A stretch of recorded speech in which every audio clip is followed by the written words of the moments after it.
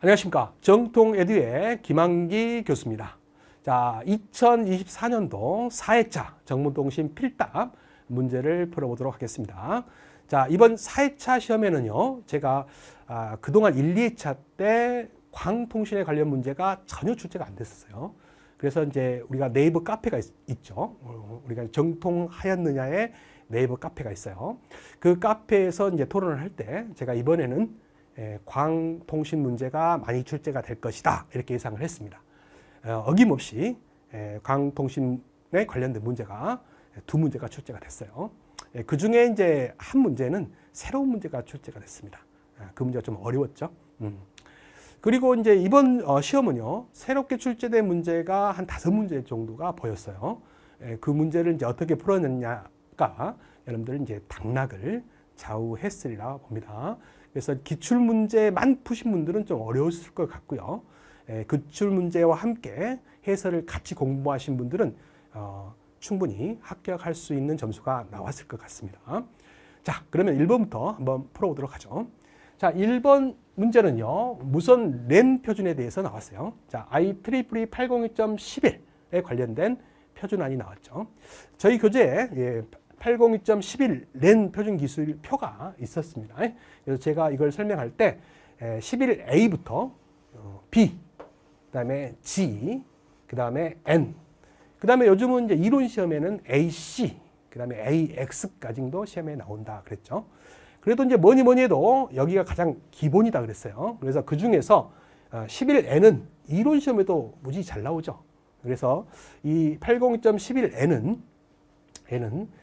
우리가 이제 OFDM이라는 4세대 이동통신의 핵심 기술이죠. 이 OFDM을 이용하면서 다중 안테나 기술인 마이모 기술이에요. 마이모 기술을 접목함으로써 굉장히 빠른 속도를 가져왔다. 그래서 얼마다? 600메가입니다. 그래서 최대 속도 600mbps의 속도를 얻을 수 있는 것이 802.11n이다. 그래서 이 속도는 꼭 외워달라, 이런 말씀을 드렸었어요. 그러면 이건 이제 여러분들이 외우셨을 것 같고요. 그 다음에 이제 A, B, G, N 중에서 자, 다 2.4기가대를 쓰는데 특히 5기가대를 쓰는 곳이 있었죠. 우리가 11A하고요. 그 다음에 11N이죠. 그래서 다 2.4기가대를 쓰는데 5기가대를 쓰는 이 두 개는 따로 제가 외워달라, 이런 말씀을 드렸었어요. 드렸었습니다. 그 다음에 이제 우리가 변조 방식에서 다른 건 다 OFDM을 쓰고 있잖아요. 근데 OFDM을 쓰지 않는 방식이 있죠. 그래서 802.11b는 우리가 다이렉트 시퀀스 기술인 DSSS를 쓴다. 이걸 꼭 알아달라. 이렇게 구분해 달라겠습니다. 그러면 이렇게 이제 공부하신 분들은 어느 정도 답을 하셨겠죠. 자, 먼저 여기 보시면요, 규격을 적으라는 문제가 하나 있었어요. 그 다음에 최대 전수 속도를 주고 사용 대역을 줬습니다. 일단 5기가 대역을 쓰고 있는 건 둘 중에 하나죠. 근데 우리가 11N은 600mbps의 최대 속도를 갖고 있다는 걸 꼭 외우시라고 했으니까 속도가 안 맞잖아요. 그래서 이거는 802.11a가 답인 걸로 알 수 있겠죠. 그래서 맞히셨을 것 같고요. 그 다음에 이제 최대 전수 속도를 구하라는 문제가 있었어요. G에 대해서. G는 주파수는 당연히 2.4기가대를 쓰죠. 요거는 이제 쓰셨을 거예요. 요걸 제외한 나머지는 다 2.4기가대를 쓴다고 그랬으니까 이건 쓰셨을 것 같은데, 이제 요거를 적었느냐? 이제 이것은 이제 미지수죠. 공부를 열심히 하신 분들은 표가 있었고 공부를 했기 때문에 맞히셨을 것 같고, 요걸 좀 빼먹으신 분도 있었을 것 같습니다. 그래서 1번 문제는 6점 배점에 하나당 2점씩이 되겠어요. 그래서 최소한 6점 또는 4점은 획득하셨으리라 보겠습니다. 자, 2번 문제죠. 자, 2번 문제를 이제 맞췄냐 못 맞췄냐가 당락을 좌우할 것 같아요. 이 문제가 4점밖에 되지는 않지만 제가 이 문제 전에 2회차 때 우리가 이게 새로 나왔었죠. 이 문제요. 리눅스 운영체제에서 파이어웰 아이디를 통해 설정 가능한 존의 종류가 많았죠. 그 중에서 네트워크 내부에서 외부로 나가는 패킷은 모두 허용하되 외부에서 네트워크 내부로 들어오는 모든 패킷을 버리고 응답하지 않는 존을 드랍존이다, 이렇게 해서 2회차 때 신규 문제가 나온 바람에 제가 존의 종류를 말씀을 드렸어요. 그 중에 이제 뭐가 나온 거예요? DMZ가 나온 거죠. 근데 이 문제가 그렇게만 공부하신 분도 맞출 수 있지만 산업기사에 같은 해 2회차 때 이 문제가 나왔어요. 그래서 이 내용으로는 똑같이 안 나왔을지 모르겠습니다. 이게 수험자 정보에 의해서 복원을 하기 때문에 이 내용으로 똑같이 안 나올 수는 있겠지만 이런 비슷한 내용이 나왔어요, 이번에. 그래서 이 문제의 답은 DMZ라는 거죠. 한번 읽어볼게요. 방화벽은 내부 네트워크와 외부 네트워크를 구별하는 목적으로 사용된다. 웹서버, 메일 서버 등과 같이 외부와 내부에서 모두 접근 가능해야 하는 서버가 위치하는 보안 영역을 뭐라고 하냐? 이걸 뭐라고 해요? DMZ라고 합니다. 그래서 방화벽 바깥의 비보안 영역과 방화벽 내부의 보안 영역 사이에 완충적인 영역이다라는 의미예요. 그래서 답은 DMZ가 답이었어요. 그래서 이 문제를 맞히신 분들은 합격 점수에 들어갈 것 같고요. 이 문제를 놓치신 분들은 좀 불안하지 않을까, 점수가. 그렇게 생각되어집니다. 자, 3번 문제. 이거는 뭐 누구나 맞췄을 거예요. 저는 말씀드렸죠. 감리에 관련된 정의 문제는 시험에 너무 잘 나왔기 때문에 어떤 걸 가르쳐도 맞출 수 있도록 공부해라. 특히 감리의 정의를 적으라도 나왔기 때문에 이 문장을 싸그리 다 있는 그대로 외우시는 게 좋다. 이렇게 강조를 했어요. 자, 어김없이 이제 감리의 정의가 나왔는데요. 감리란 공사에 대하여 발주자의 위탁을 받은 영역업자가, 제가 동그라미 친 거 다 유념해서 외우셔야 됩니다. 그다음에 여기에는 설계 도서가 들어가죠. 이 설계 도서의 종류도 시험에 나오고 있어요. 및 그다음에 관련 규정이죠. 관련 규정의 내용대로 시공되는지를 감독이에요. 그다음에 품질 관리, 시공 관리, 그다음에 안전 관리에 대한 지도에 대한 발주자의 권한을 대행하는 것. 이것이 감리의 정의입니다. 그래서 이 문제는 뭐 쉽게 맞췄으리라 보겠습니다. 4번 문제죠. 자, 요 문제도 이제 당락을 좀 좌우하지 않았을까 싶습니다. 자, 이것도 이제 기존에 기출문제 있었습니다. 다음에 해당되는 오류 검출 코드의 생성 방식을 쓰시오. 오랜만에 나왔죠. CRC 12비트용이 있습니다. 그것은 X의 12승 플러스 X의 11승 플러스 X의 3승 플러스 X의 제곱 플러스 X의 1승 플러스 1이 생성 방식이에요. 여러분들 CRC 코드는 집단적 에러를 검출하는 코드다. 꼭 아셔야 됩니다. 정정은 안 돼요. 정정은 이제 검출했으니까 다시 데이터를 보내달라 그러면 다시 전송하는 방법으로 제어를 한다 그랬죠. 그래서 CRC 코드의 특징, 일단 집단적 에러를 검출 가능한 코드다. 이렇게 외우시라고 했어요. 그래서 12비트용의 다항식입니다. 다항식이에요. 그 다음에 16비트용은 두 가지가 있어요. 자, IBM사에서 사용되는 CRC 코드가 있고요. 그 다음에 전신이 CCITT라고 하죠. 지금은 ITT로 바뀌었습니다. 국제전기통신연합으로 이름이 바뀌었는데 전신이 CCITT죠. 거기서 쓰는 다항식이 달라요. 이번에는 이제 IBM이 나왔어요. 그래서 X의 16승 플러스 X의 15승 플러스 X의 2승 플러스 1. 이게 답이 될 거고요. 저희 교재는 이것과 이것이 다 있죠. 그래서 이게 교재에는 표준이라 해가지고 이렇게 나왔어요. 국제전기통신연합이 이제 표준 아닙니까? 그래서 이렇게 적혀 있고, 요게 IBM사 표준이다. 또는 뭐 안시 표준이다. 이렇게도 말을 합니다. 그래서 X의 16승 플러스 X의 15승 플러스 X의 2승 플러스 1이 이번 문제의 답이다. 이렇게 말씀드릴 수 있겠네요. 자, 5번 문제. 이건 뭐 기출문제 나왔으니까 쉽게 맞히셨으리라 믿습니다. 자, 오류를 검출하는 방식이에요. 정정이 아니라 검출. 그러면 뭐였어요? 페널티 검사죠. 페널티 검사. 그 다음에 CRC. 아까 집단적 에러를 검출할 수 있다겠죠. 그 다음에 이제 블록학 검사. 이런 것들이 종류가 되겠습니다. 뭐 다른 것들 물어보시면서 이게 맞냐 틀리냐 이렇게 물어보시는데 그 물어보시는 대다수 것들은 이 종류에 속해 있어요. 그래서 이렇게 쓰시는 게 정확한 답이고요. 그 다음에 제가 이거 전회차에 나왔을 때 해설할 때 제가 해설에 이걸 똑같이 써드렸습니다. 그래서 블록합 검사는 이게 어떤 방식인가를 써드렸고요. 그 다음에 이제 오류 제어 방식. 예를 들어서 오류 제어 방식을 세 가지만 써라 이렇게 나올 수 있거든요. 그래서 이 문제 다음으로 이런 문제를 예상할 수 있다 그랬죠. 그래서 FEC 코드죠. 송신 쪽에서는 송신만 하고 수신 쪽에서 에러를 검출하고 정정하는 방법이죠. 근데 반대로 이제 에러를 정정하는 방법을 BEC 코드라고 하죠. 그다음에 이제 ARQ, 우리가 이제 재전송 기법 ARQ 배웠죠. 이 세 가지가 대표적인 오류 제어 방식이에요. 그래서 오류 제어 방식 세 가지만 써라. 그럼 이렇게 쓰시면 될 것 같고요. 그리고 이제 오류를 검출하고 정정할 수 있는 코드를 뭐 세 가지만 써라 이렇게 해도 낼 수 있다 그랬어요. 그래서 이 문제를 토대로 해서 이런 문제는 향후에 틀림없이 나올 수 있습니다. 그래서 자, 정정과 검출과 정정이 가능한 코드는 대표적인 게 해밍 코드죠. 그래서 해밍 코드는 단일 정정 코드다. 이게 한 비트가 에러 났을 때 검출하고 정정할 수 있는 코드다. 2비트 이상의 에러가 났으면 정정이 안 된다. 이렇게 말씀을 드렸죠.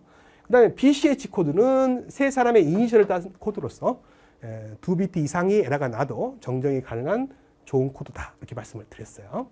그 다음에 이제 에러가 정정이 가능한 코드에는 또 컨볼루션 코드도 있고 터보 코드도 있어요. 이 컨볼루션 코드가 처리 속도가 좀 느려요. 그래서 처리 속도를 높이기 위해서 컨볼루션 코드를 병렬로 연결해서 처리하는 방식이 이제 터보 코드인데 속도를 높인 방식이다. 이렇게 말씀드리면서 이 두 가지 방식은 비블록 코드예요. 그러니까 앞에 있는 이 두 가지는 블록 코드입니다. 그래서 블록 코드 몇 개와 비블록 코드 몇 개를 써라. 뭐 이렇게까지 구분해서 세분화해서 출제가 될 수가 있다. 말씀을 드렸어요. 이 블록 코드는 그 코드 내에서 에러를 검출하고 정정할 수 있는 코드를 말하고요. 비블록 코드는 이전의 코드를 사용해서 현재의 에러와 에러를 검출하고 정정해야 되는 코드를 비블록 코드라고 말을 합니다. 자, 그래서 이렇게 공부를 해 주시고요. 6번 문제로 가죠. 자, 이 6번 문제도 이제 충분히 여러분들이 가볍게 맞췄으리라 봅니다. 자, 근거리 랜에서 매체 접근 제어 방식이죠. 대표적으로 이제 경쟁 방식과 비경쟁 방식이 있다겠어요. 그 중에서 대표적인 비경쟁 방식인 토큰 패싱 기법하고 대표적인 경쟁 방식인 CSM의 CD 방식이 나온 거잖아요. 이것을 이제 비교해서 설명하라 그랬는데 누구를 기준으로요? 자, 토큰 패싱 기법을 기준으로 해서 이것의 장점, 뭐에 비해서? CSM의 CD에 비해서. 그 다음에 단점. 그래서 장점 3개와 단점 2개를 써라. 그랬습니다. 그래서 제가 이제 토큰 패싱 방식의 특징을 이렇게 많이 써놨어요. 그 중에서 장점 3개, 단점 2개를 고르시면 되는데, 대표적인 게 이제 토큰 패싱 기법에는요, 이제 매체가 링 형태가 있고, 이제 버스 형태가 있으니까, 패싱 링이 있고요. 그다음 토큰 링이 있고요. 토큰 버스형 방식이 있죠. 대표적으로 링 방식을 한번 설명을 해볼게요. 단말기가 이게 이런 형식으로 인접한 단말기끼리 이렇게 연결하는 방식을 링 방식이라 그래요. 그래서 이 링 방식은 한쪽 방향으로 이렇게 데이터를 전송하게끔 되어 있습니다. 한쪽 방향으로 데이터를 전송하게 되어 있어요. 그런데 토큰이라는 송신권이죠. 토큰이라는 송신권을 보내줍니다. 그래서 해당되는 이 토큰이라는 송신권이 보내야 될 데이터가 있는 단말에게 도착을 했다라고 가정해 볼까요? A라는 단말에게 도착했다. 그러면 이 토큰을요, 성질을 바꿔요. 그걸 BG라는 성질로 바꿉니다. 그러면 이 토큰의 BG 성격으로 바뀌어 있으면 다른 단말들은요, 다른 단말이 이미 지금 보내고 있구나 라고 생각하고 데이터를 보내지 않죠. 그래서 이 단말만 이 전송로에 데이터를 보낼 수가 있어요. 그래서 많은 데이터가 있더라도 다 보낼 수가 있는 거예요. 그리고 다 보냈다라고 하면 그 다음 단말에게 토큰을 보내줍니다. 성질을 바꿔서 보내는 거예요. 프리 토큰이라고 말을 하죠. 그래서 토큰의 성질을 프리하게 바꿔가지고 보냅니다. 그러면 프리 토큰이 왔을 때 얘는 뭐 보낼 게 없어. 그럼 넘겨주는 거죠. 그러면 얘는 C라는 단말은 보낼 데이터가 있단 말이에요. 그러면 토큰의 성질을 얘가 또 BG로 바꿔요. 그러면 이게 이제 프리 토큰으로 바뀌기 전까지는 얘가 무지 많은 데이터를 계속 보낼 수가 있는 거죠. 그러니까 대량의 데이터를 한꺼번에 보낼 수 있는 방식이에요. 그 다음에 이제 또 다시 다 보냈으면 다음 단말로 토큰을 보내는 이런 전송 방식을 토큰 패싱 방식이다. 링 형태를 토큰 링, 버스 형태는 토큰 버스 방식 합쳐서 토큰 패싱 방식이다. 이렇게 말을 하죠. 그래서 이 방식의 장점은 뭐냐면 언젠가는요 나한테 기회가 와요. 언젠가는 저한테 기회가 온다라는 거죠. 그래서 균등한 송신권 부여가 된다는 게 장점이에요. 언젠가는 나한테 토큰이 오죠. 한 번쯤은 올 거 아닙니까? 뺑뺑 도니까. 그래서 언젠가는 나한테 권리가 온다. 그래서 균등한 송신권을 부여한다는 장점이 있어요. 그 다음에 대용량이죠.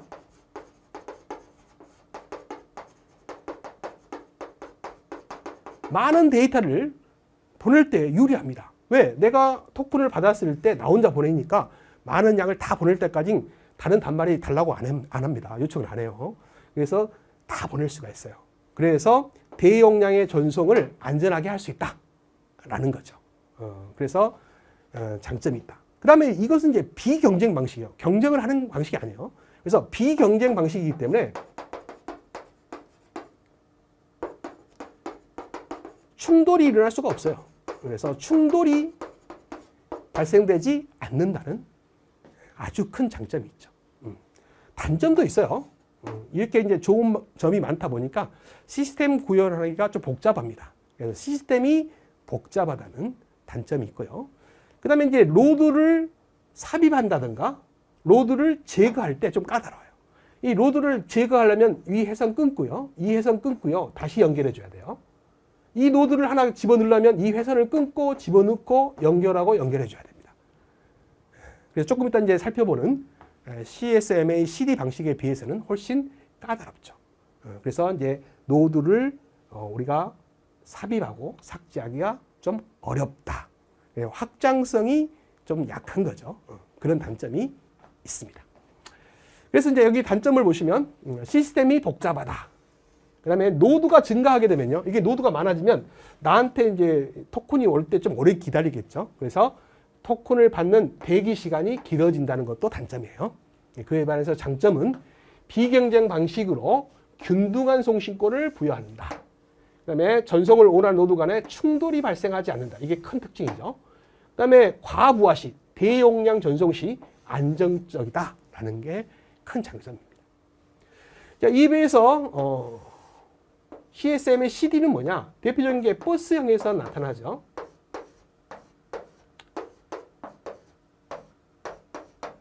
자, 이 단말이 데이터를 보낼 때는요. 먼저 캐리어 센스를 먼저 보냅니다. 그래서 이 캐리어 센스를 보내서 이 전송로에 다른 데이터가 전송되고 있는지를 확인해 보는 거예요. 캐리어 센스를 보냈을 때요. 이 전송로가 평상시 전압 레벨보다 높아 있다는 것은요. 어딘가 누군가 데이터를 전송하고 있다는 뜻이에요. 근데 평상시 전압 레벨로 그대로 있다 그러면 아무도 보내지 않는 상태라 이렇게 느끼는 거예요. 그러면 그때 이 단말이 데이터를 보내는 겁니다. 근데 보내고 나서 데이터를 보내고 나서 일이 보냈는데 보낼 때는 충돌이 일어나지 않겠지만 전송 도중에 다른 단말이 데이터를 보내서 충돌이 일어날 수 있죠. 그래서 충돌이 이제 이걸 일어났는지 아니는지 확인까지 하는 방식이죠. 그래서 이 수신 단말이 응답을 보내줘요. 긍정의 응답, ACK를 보내주면 충돌 없이 잘 갔구나 이렇게 확인까지 하는 방법을 캐리어 센스를 보내서 매체에 접근한다. 그래서 캐리어 센스 멀티플 액세스 그 다음에 충돌까지 확인한다. 그래서 코리진 디텍션 그래서 CD 방식이라고 하죠. 그러니까 이 방식은 먼저 매체를 접근한 단말이 이용하는 거예요. 그래서 좀이라도 속도가 느려버리면 접근을 못하죠. 그럼 이용하지 못하죠. 영원히 사용되지 않을 수도 있어요. 그래서 균등한 송신권 부여가 되어야 한대요. 안 될 수가 있습니다. 그래서 어떤 데이터를 신속하게 보내야 된다든가 많은 데이터를 보낼 때는 이런 방식이 적합하지 않죠. 그래요. 그래서 대용량 전송에는 부적합하고 실시간 전송에도 좀 부족한 이런 방식이 CSMA CD입니다. 서로 비교했을 때 그렇다라는 거죠. 그래서 여기서는 이제 토큰 패싱 방식을 이거에 비해서 비교해서 장점 3가지, 단점 2가지를 써라 하는 내용이니까 더 많은 특징들을 적어놨으니까 한 번씩 읽어봐 주시기 바랍니다. 자, 7번입니다. 초고속 정보통신 건물 인증을 받기 위한 집중 구내 통신실입니다. 심사 항목 간략히 쓰시오. 이제 이 문제는 심사 항목만 쓰라겠는지 아니면 설명까지 쓰라겠는지는 잘 모르겠지만 정확하게 제가 보면 간략히 쓰시오 한 거 보니까 설명을 좀 쓰기를 원한 것 같아요. 그래서 일단 항목에는요 이렇게 있습니다. 위치가 있고요. 그 다음에 면적이 있고요. 환경 관리가 있어요. 자, 여기에 점을 찍어야 됩니다. 환경 및 관리예요. 그 다음에 이제 출입문에 관련된 내용이 있어요. 그래서 4가지가 항목이 되고요. 약간의 이제 설명을 쓰란 것 같은데 제가 이제 여기서 좀 확대해서 내용을 살펴보도록 하겠습니다.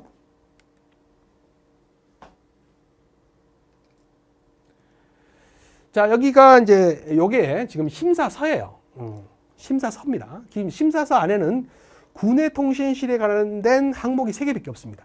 자, 위치, 면적, 환경 및 관리. 그래서 이 3가지는 꼭 쓰셔야 될 것 같고요. 근데 이건 심사서고요. 심사원들이 이제 쓰는 서고. 예, 그 다음에 다시 한번 보겠습니다.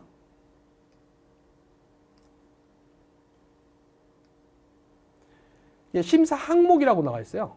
여기 보시면 심사 항목 나와 있죠. 심사 항목이 나와 있습니다. 그래서 배관 설비, 집중 구내 구내 통신실 이렇게 나와 있죠. 그래서 집중 구내 통신실에서는요, 뭐가 필요하냐면, 자, 여기 보시면 위치, 그죠? 면적, 그 다음에 출입문, 그 다음에 환경 관리. 4가지가 나와 있죠.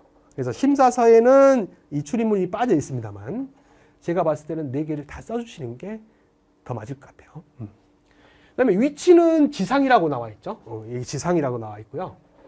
그런데 이제 내용을 살펴보시면요. 내용을 살펴보시면, 자, 잠깐, 내용이 보이네요. 자, 여기 나와 있죠. 현장 실측으로 유효 면적을 확인해야 된다. 이렇게 나와 있고요. 나와 있고. 그 다음에 집중 구내 통신실의 한쪽 벽면이 지표보다 높고 침수의 우려가 없으면 지상 설치로 인정한다. 이건 조건이잖아요. 그래서 이제 굳이 이런 조건까지 구체적으로 쓰지 말고 간략히 써라 그런 것 같아요. 그러니까 이제 위치는 지상이라고 쓰시면 될 것 같습니다. 그다음에 면적은 이렇게 다양하잖아요. 세대 수에 따라서 다양하고 또 이제 초고속 통신망이 이제 여러 가지 건물이 있다 보니까 건물마다 또 틀리죠. 그래서 이렇게 쓰시는 게 좋을 것 같아요. 현장 실측으로 유효 면적을 확인 후 해당 면적에 적합하게 설치한다. 해당 면적에 맞게 정확하게 설치한다. 이렇게 쓰시면 될 것 같아요. 간략히 쓰라겠으니까. 구체적으로 세대당 이 면적을 쓰기가 어렵죠. 그렇게 쓰시는 게 맞는 것 같고요. 그 다음에 이제 출입문은 이제 구체적으로 나와 있어요. 유효 넓이는 0.9m, 유효 높이는 2m 이상의 잠금 장치가 있는 방화문 설치. 그 다음에 및 관계자 외 출입 통제 표시 부착. 이렇게 되어 있습니다. 그 다음에 이제 환경 및 관리는요. 통신 장비 및 상온 상습 장치 설치. 그 다음에 전용의 전원 설비 설치. 이렇게 되어 있어요. 그래서 환경 및 관리는 이런 내용을 쓰면 좋겠는데 출입문 내용은 너무 길잖아요. 이것까지 다 써가지고 간략히 표시해라. 이러지는 않았을 것 같아요.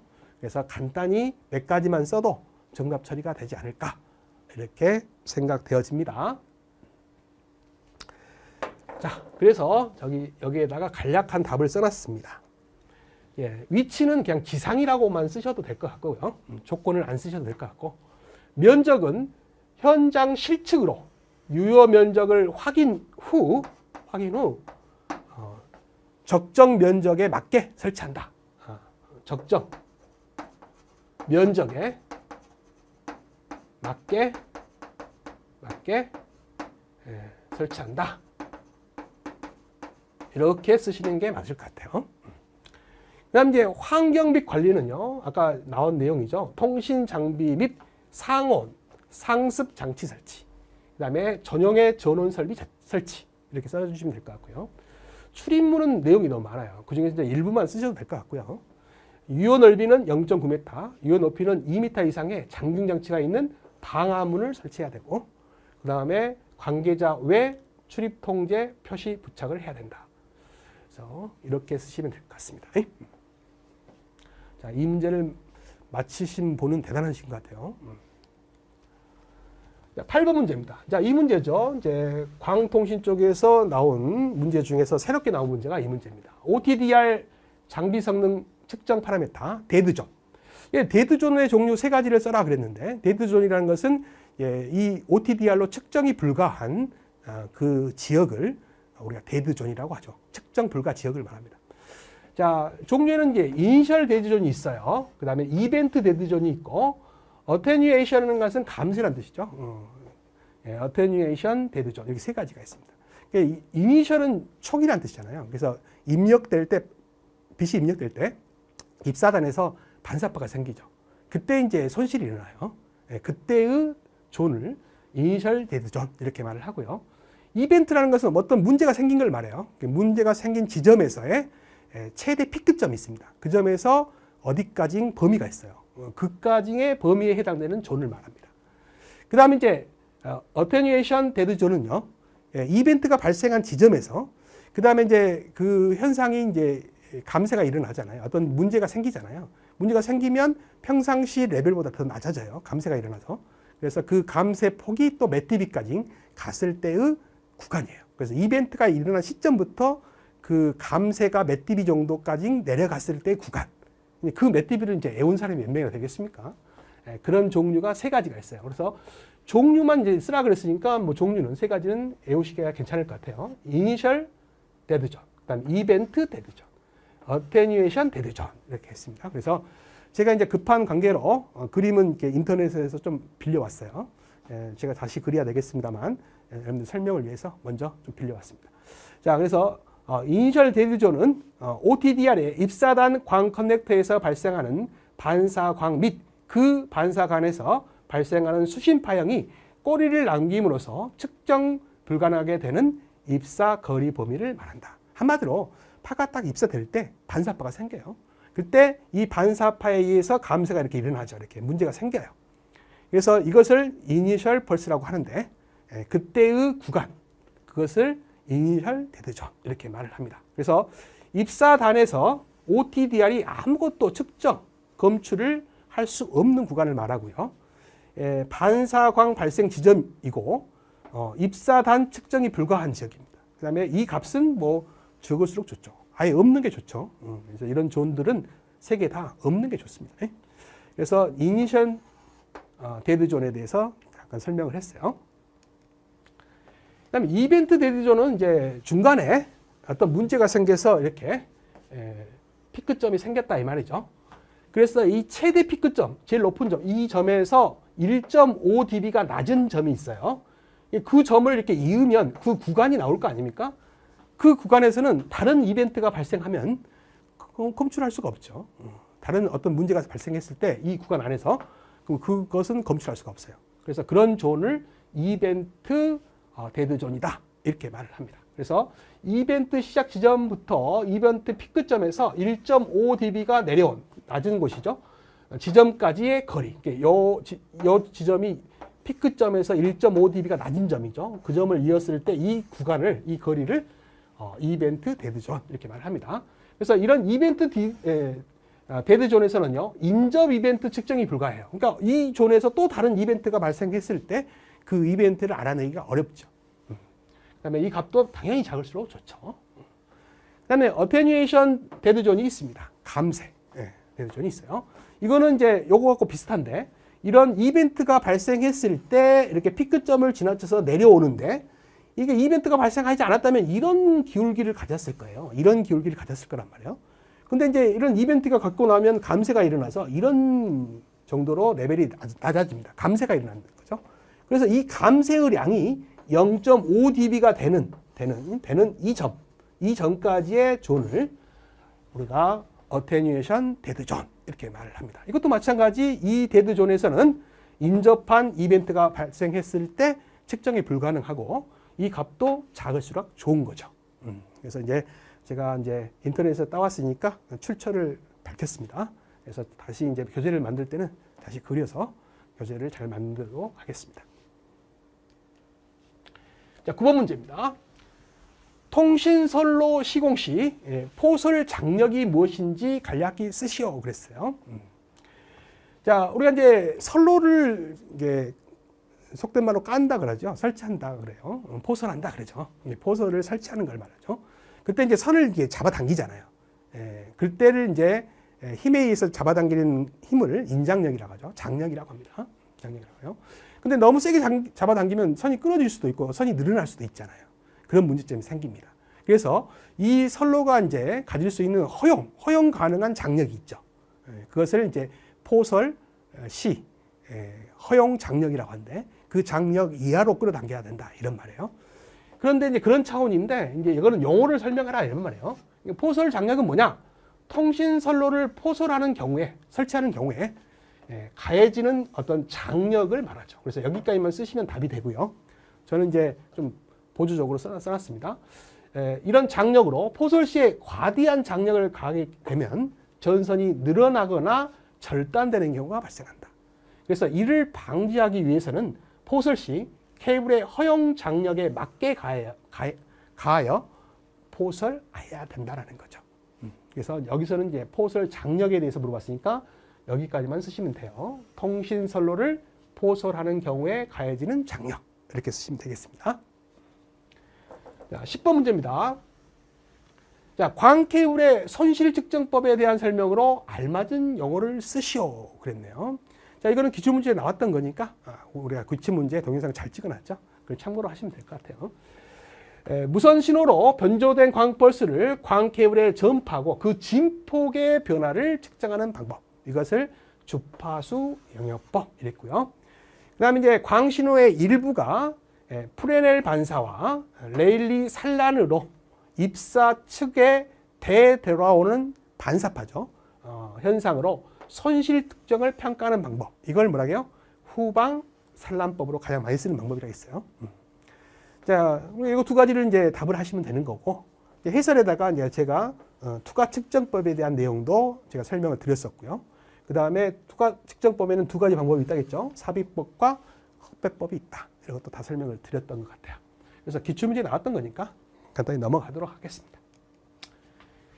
자, 11번이죠. 자, 이 문제가 좀 이제 어려웠어요. 그죠? 다음 인터페이스 명칭을 쓰시오. 그랬습니다. 자, ITUT입니다. 국제전기통신연합이죠. 에서 제정한 국제표준 프로토콜로 X.25 그러면 X로 시작하면 PSDN이죠. 우리가 PSDN은 다 X로 시작하죠. 그래서 X.25 그러면 패킷망 아닙니까? 그래서 X.25를 사용하기 위한 물리계층 인터페이스는 뭐냐 이렇게 물어봤어요. 우리가 이제 PSDN 망에서 DT와 DC 간의 인터페이스 규격들은 다 X로 시작하죠. X로. 그 중에서 이제 동기식 방식 중에서 이제 물리계층을 연결하는 방식은 뭐예요? 2.1이죠. 그래서 이 문제는 물리계층 인터페이스를 물어봤는데 답은 X.22를 물어본 것 같아요. 그래서 이제 간혹 수험생분들이 RS232는 뭐 답이 안 되냐고 물어보신 분이 있는데 뭐 그걸 쓰셔도 저는 이제 답이 맞다고 봅니다. 저는. 근데 이제 이 출제자는 이걸 요구한 것 같아요. X.22를 느낌상 X.22를 물어본 것 같습니다. 그래서 이제 이걸 쓰시는 게 더 정확하게 답이다 이렇게 말씀드릴 수 있고요. 그 다음에 근거리 통신망의 라우팅 및 스위칭 장비들을 광역통신망의 고속 회선과 서로 연결할 때 주로 사용되는 단거리 통신 인터페이스는 뭐냐? 이거를 이제 고속 직렬 인터페이스라고 해서 HSSI라고 합니다. 그래서 좀 설명을 해놨는데 요게 모 교재에 나왔던 문제가 그대로 나온 것 같아요. 그래서 그 교재를 다음부터 그 연습 문제에 나와 있는 문제가 그대로 나왔기 때문에 출제자들이 보통 한 문제를 내진 않거든요. 상중하로 해서 여러 다양한 문제를 한 번에 여러 문제를 내기 때문에 이 문제가 나왔던 교재는 다음에 공부하실 때는 특히 그 주변의 문제들을 풀어봐야 돼요. 그래서 여러분들은 걱정하실 필요 없습니다. 제가 다 준비해 놨습니다. 그래서 그 주변의 문제를 다음에는 확실하게 나올 만한 문제를 추려서 여러분들한테 알려드리도록 하겠습니다. 일단 이 문제는 좀 어려운 새로 기출된 문제입니다. 축제된 문제예요. 자, 12번으로 가죠. 다음 가로 안에 알맞은 용어를 쓰시오 그랬네요. 자, 이 문제는 이제 기존에 나왔던 문제와 유사하게 내버렸어요. 똑같이 안 냈습니다. 그래서 그냥 읽어버리신 분들은 뭐 틀리셨겠죠. 네트워크 장비 중에 뭐는 하나의 네트워크 세그먼트 안에 크기를 하나의 세그먼트 안에 확장하기 위한 것은 뭐예요? 거리를 확장하기 위한 것은 리피터죠.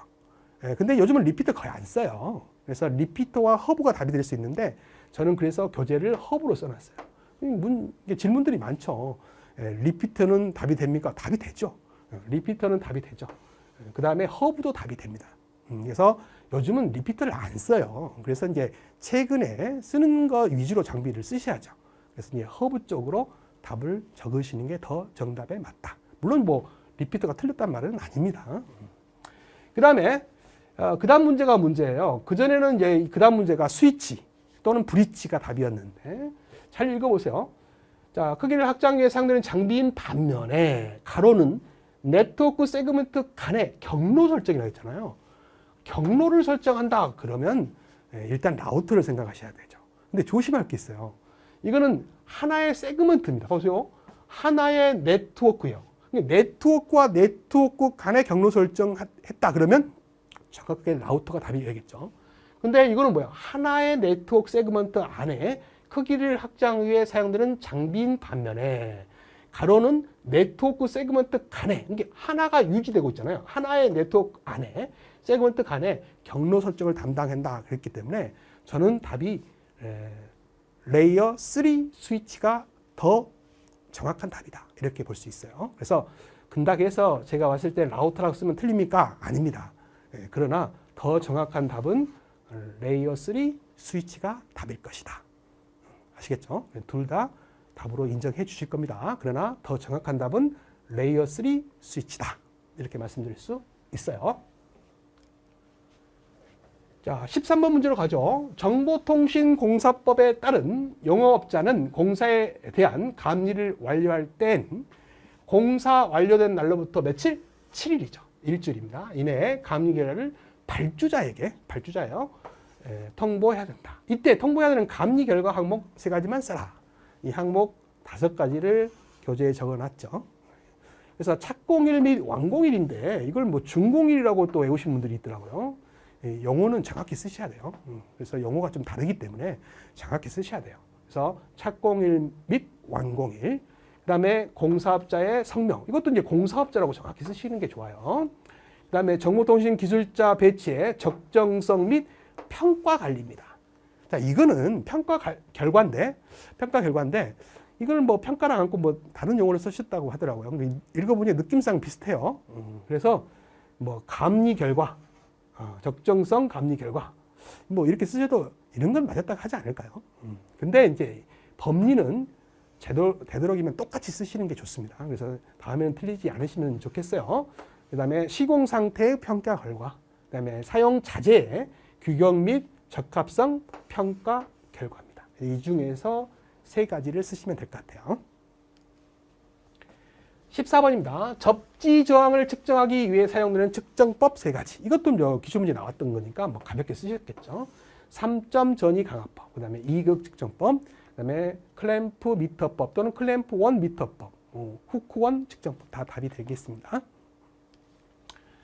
자, 15번. 이것도 기출문제 있었죠. 어떤 수신부호의 최소 해밍거리가 뭔지도 이제 아시는 게 좋아요.